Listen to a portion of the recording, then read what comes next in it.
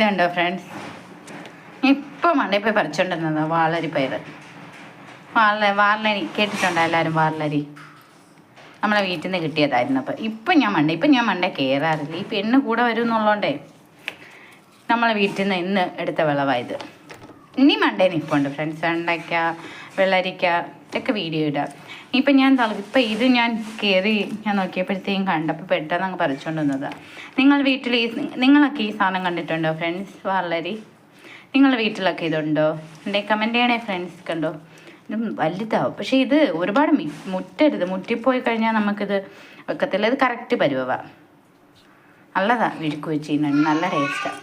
ഇതിൽ കെമിക്കൽ നമ്മൾ അങ്ങനെ രാസവളമൊന്നും ഇടാറില്ല ഫ്രണ്ട്സ്. നമ്മളെ വീട്ടിലെ പച്ചക്കറി വേസ്റ്റ്, മീനിൻ്റെ വേസ്റ്റ് എല്ലാം ജൈവവളം ഇട്ടിട്ടുള്ളതായത്.